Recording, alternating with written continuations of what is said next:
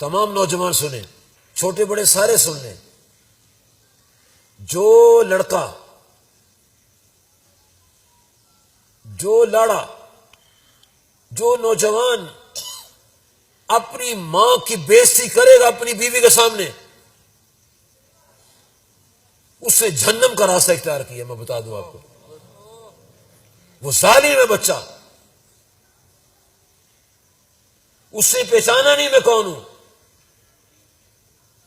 اس نے ساری عمر اپنی ماں کو رونے کے لیے رکھ دیا ہے.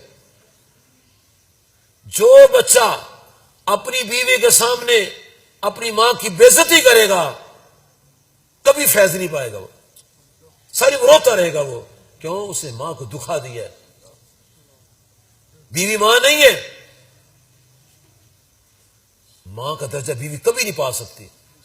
1000 بیویاں کر لو کبھی ماں کا درجہ نہیں لے سکتی. وہ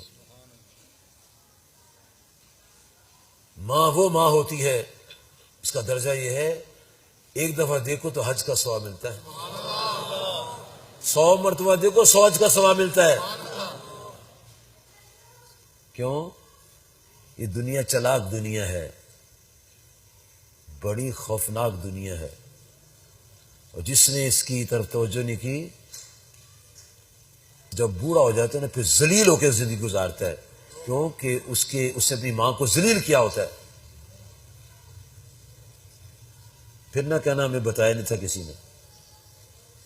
نمبر 2، کبھی بھی اپنی بہو کے سامنے کبھی بیٹے کو ذلیل نہ کرنا.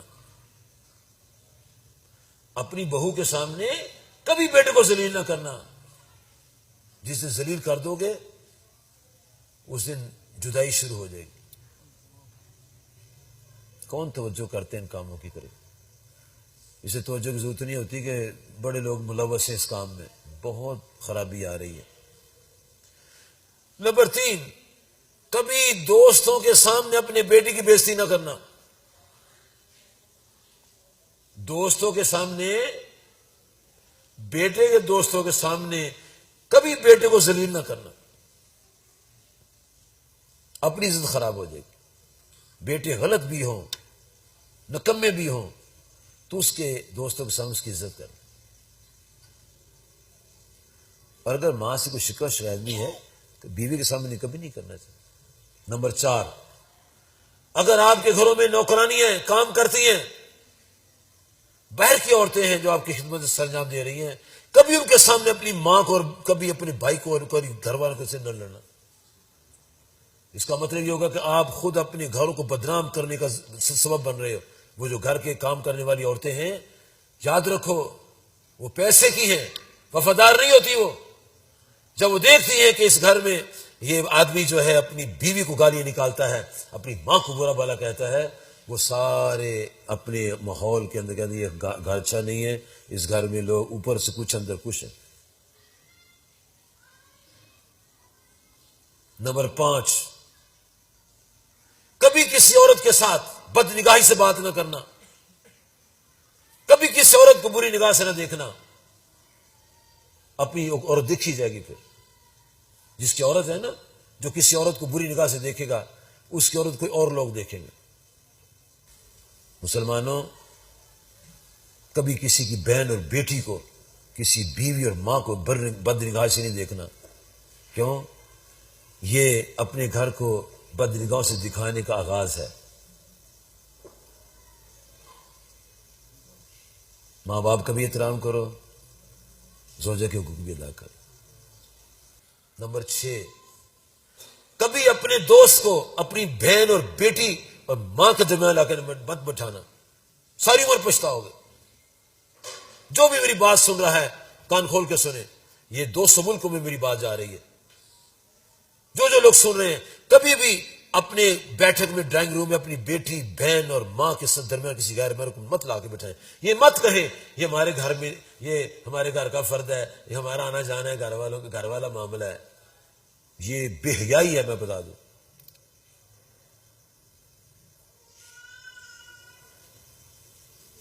اور بڑی خطرناک بات جو میں ہر فورم میں جا کر کہتا ہوں، ٹی وی پہ بھی کہہ دیتا ہوں، میں اور وہ اینکر ایسے کر لیتے ہیں،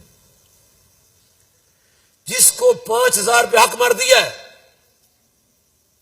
وہ بندہ جو 5,000 روپے حق مر ادا کر رہا ہے کہ میں اتنے روپے حق مہر کے عوض بھاکے لالی زوجیت میرا نکاح کر دو اس کے ساتھ، تو 5,000 روپیہ دینے والے کو اجازت نہیں ہے کہ وہ نکاح سے پہلے اس عورت کو دیکھ سکے جس سے نکاح ہو رہا ہے۔ لیکن یہ معاشرہ کتنا گر گیا ہے، کتنا یہ معاشرہ گر گیا ہے، اس معاشرے کا مزاج اور اس معاشرے کا کردار، اس اخلاق کتنا ڈوب چکا ہے۔ اس بچے کو جو دلہا بن کر آیا ہے اسے 5,000 حق مہر لے کے بیٹی کو دیا جاتا ہے، اور نکاح قبول ایجاب کے بعد سے پہلے دیکھنے کی اجازت نہیں ہے۔ لیکن وہ کھلنڈرے قسم کے نوجوان جنہوں نے جین کی پینٹیں پہنی ہوتی ہیں، لمبے لمبے بال ان کے ہوتے ہیں اور پیٹ ان کا آدھا پیچھے سے آگے سے ننگا ہوتا ہے، ان کو 25,000 روپیہ پلے سے دے کے کہا جاتا ہے جاؤ ہماری بیٹی کو دیکھو تم، اور وہ کھلنڈے نوجوان جین کی پینٹوں والے لمبے لمبے بالوں والے بڑی خوشی سے اندر جاتے، پیسے بھی لیتے ہیں، 25,000 روپے بھی لیتے ہیں، ہر کوڑی کو جا کے دیکھتے ہیں، اور اس وقت سب کی حیا کا جنازہ نکلا ہوتا ہے۔ یہ کام بھی نہ کرنا۔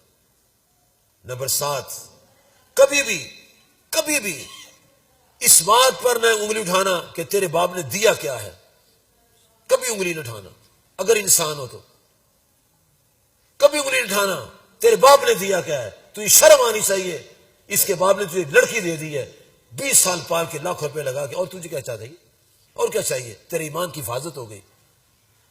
الحضور فرماتے النکاح نصف ایمان، نکاح نصف ایمان ہے، بیوی کے آنے سے آدھا ایمان محفوظ ہو گیا۔ کہتے تیرے پیو نے دیا کی سانو، خدا کو خوف چاہیے، جس نے اتنے نازوں سے پالی ہوئی لڑکی 25 سال 20 سال 22 سال 18 سال پال کے خوب ناز اور نعمت سے اس کو پالا ہے، ہر نعمت اس کو پیش کے کھانے کھلانے کے لیے اس کی ناز بداری کی ہے، اور 5,000 روپیہ اس کا حق مہر ہے، اور اکیلی کو روانہ کر دیا ہے۔ نبی کریم صلی اللہ علیہ وسلم کا ارشاد ہے